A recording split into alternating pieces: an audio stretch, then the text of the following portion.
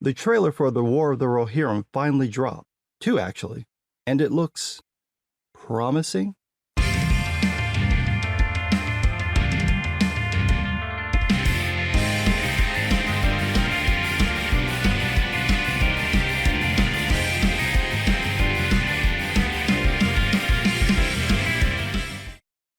I haven't paid much attention to The War of the Rohirrim, so I wasn't expecting the trailer to drop anytime soon. I was a little interested in the film because Philippa Bowens was involved, but there wasn't much info about the film making the rounds, and what little we did get suggested that the film would take some liberties with the source material. That put me in a weird spot because while I respect Bowens as a storyteller and her love of Tolkien can't be questioned, she did co-write the Hobbit films, and those weren't exactly the best written films ever. With the release of the trailer, my interest is piqued, but I'm still a little hesitant. Now, before I get into my opinion on the trailer, let me just get the catchphrase out the way, because I know the comments will be littered with it. No, Hera is not a girl boss. It's clear from the trailer that Hera is in the vein of a Miyazaki lead, like Nausicaa, and if you think Miyazaki writes girl bosses, well, obviously you've never watched any of his films. Philippa Bowens, who co-wrote the story and co-produced the film, said in an interview that they weren't going for the warrior princess trope. And the director Kenji Kamiyama is the same guy behind Ghost in the Shell's standalone complex, and that wasn't a girl boss show either. Now, it's possible Bowen's comments were just spin, but based on the scenes shown in the Japanese version of the trailer, which doesn't focus on Hera, I think they're telling the truth that they're not going to make Hera into Xena warrior princess.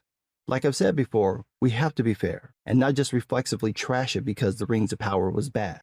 And I'm sure this is where people will say that they've been burned too many times and everything is all DEI, CRT, ESG, LMNOP plus asterisk, hashtag, up, down, left, right, hold, A, press, start.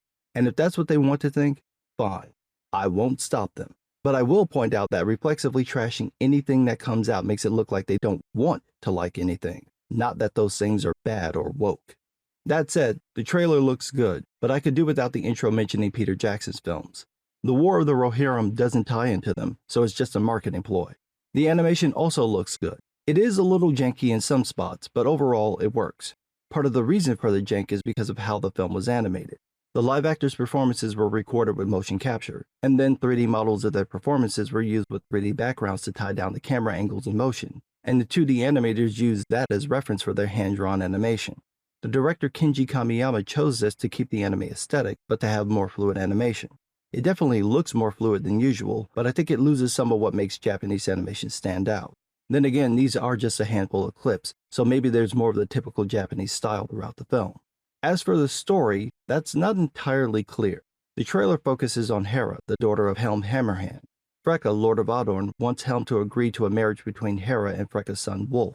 Helm declines, Freka and Helm fight, and Helm kills Freka, setting off a war between Rohan and Wolf's forces from Dunland.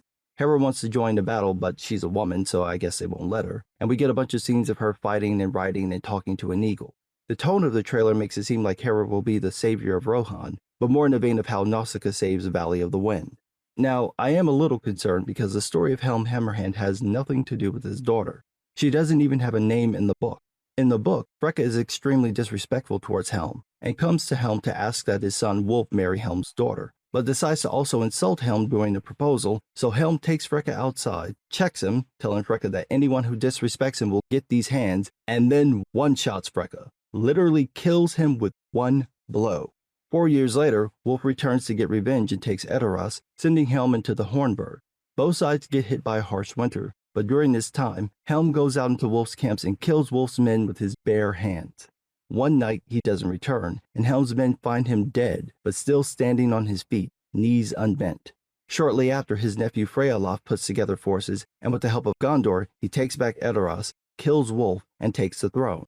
At Freyalaf's coronation, Saruman appears with gifts, and Beren, steward of Gondor, grants Saruman leave to claim Isengard, and gives him the keys to Orthanc.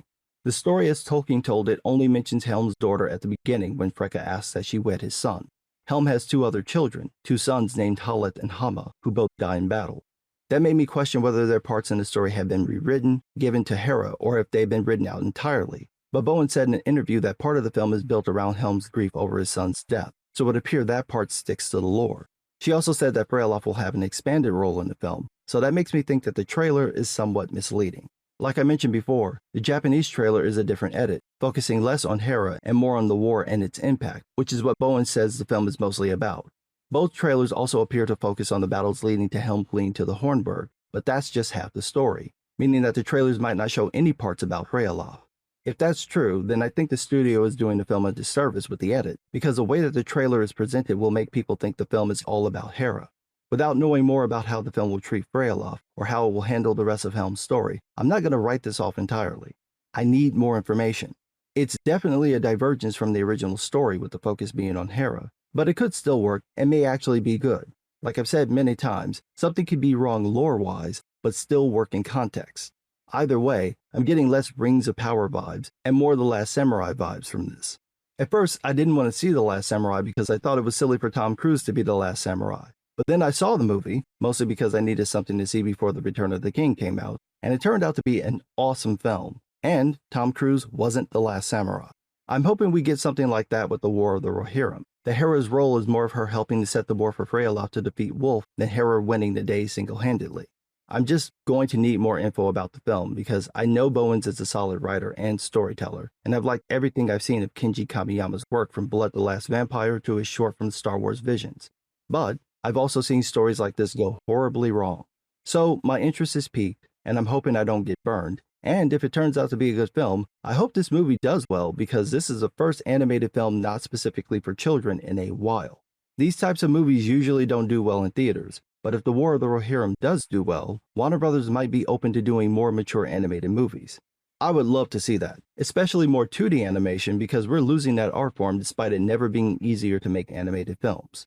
If this movie can sell people on viewing animation as a medium instead of a genre just for kids, that would be one hell of a plus, even if the movie isn't that good. But what do I know? I'm just some guy.